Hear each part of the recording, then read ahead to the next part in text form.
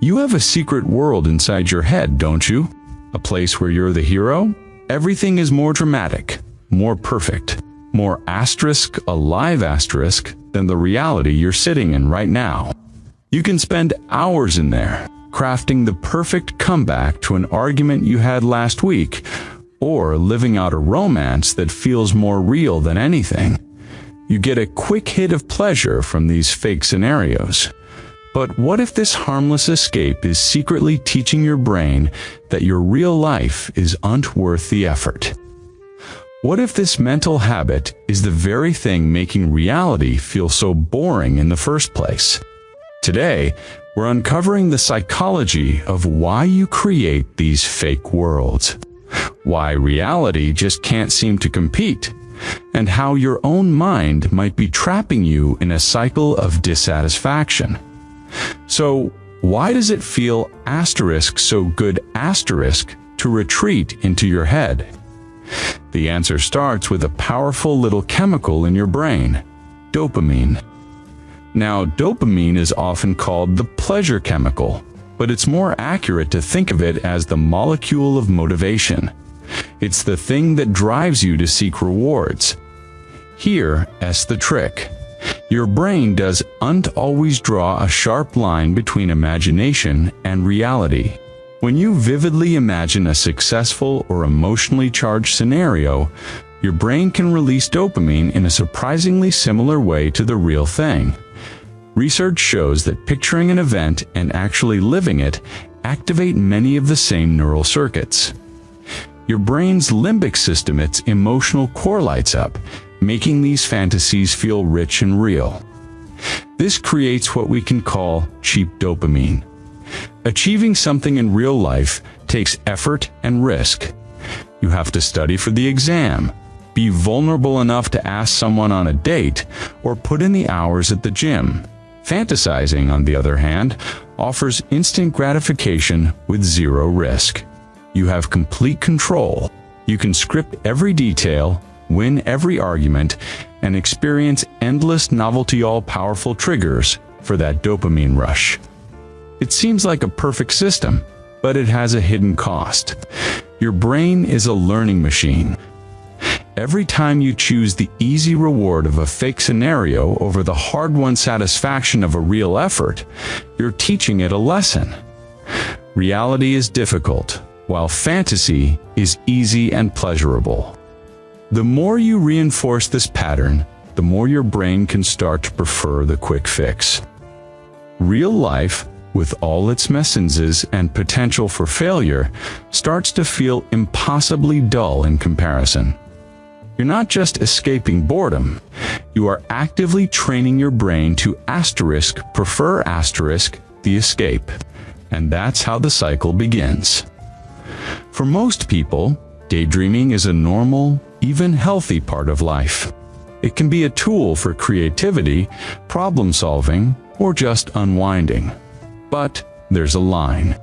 And when you cross it, this coping mechanism starts to feel more like a cage. This is where we need to talk about a condition known as maladaptive daydreaming. Maladaptive daydreaming isn't just a quirky habit. It's a proposed psychiatric condition where someone becomes so immersed in their fantasy worlds that it disrupts their actual life. It's marked by incredibly vivid and time-consuming daydreams that can last for hours.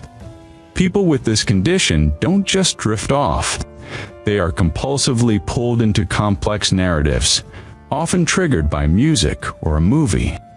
They might find themselves whispering, making facial expressions, or performing repetitive movements that go along with their daydream. The core issue is a loss of control. People often feel an addictive urge to keep daydreaming and can get irritable when their fantasy is interrupted. This isn't a joyful escape anymore. It's often followed by feelings of shame and guilt because it's getting in the way of your life. Your work suffers, your relationships get strained, and your own growth grinds to a halt. Maladaptive daydreaming is often linked with other conditions like anxiety, depression, ADHD, and OCD, and it frequently develops as a way to cope with trauma, stress, or deep loneliness. But you don't need a full-blown diagnosis to feel the negative effects.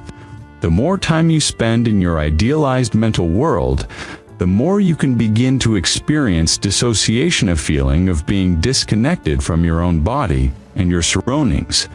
You're physically there, but your mind is somewhere else completely.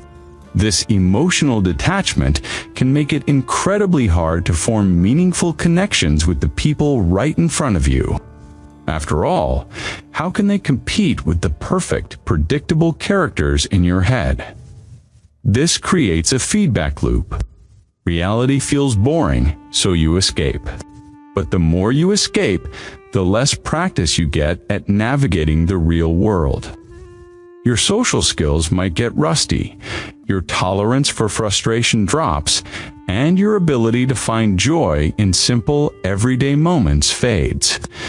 You start to believe that the only place you can truly feel alive is inside your own mind. That is the great deception, and it's a lonely place to be. If any of this sounds familiar, hear this loud and clear. You are not broken, and you are not alone. Your mind created this escape route to protect you and to give you a sense of control you weren't getting from your reality. But now, it's time to build a bridge back to that reality, to abandon your imagination, but to use its power to fuel your actual life. The goal isn't to stop daydreaming, but to stop daydreaming. Maladaptively, The first step is mindfulness, It's the simple practice of paying attention to the present moment without judgment. It sounds easy, but it is the direct antidote to being lost in your head. When you feel yourself slipping away, don't scold yourself. Gently acknowledge it. Think, I'm daydreaming again. Then pull your focus to your physical senses. What are 5 things you can see right now? 4 things you can physically feel. 3 things you can hear. This is a grounding technique that yanks your brain out of the abstract and plants it firmly in the present. Second, become a detective of your own mind. Identify your triggers. Maladaptive daydreaming is usually a response to a specific feeling. For 1 week, keep a small journal. When you catch yourself deep in a scenario, pause and write down what was happening right before. Were you bored, stressed, lonely, anxious? Once you know your triggers, you can find healthier ways to respond. If it's boredom, instead of escaping into your head, put on a podcast and go for a 10-minute walk.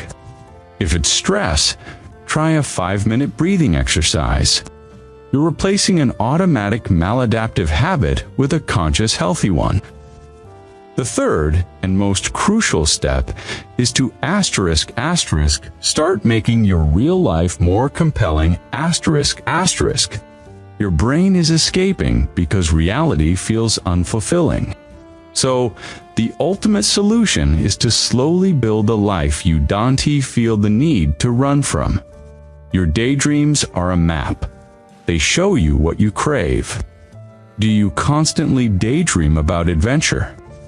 Start by planning a small weekend trip to a nearby town you've never visited. Do you imagine yourself as a confident, witty person?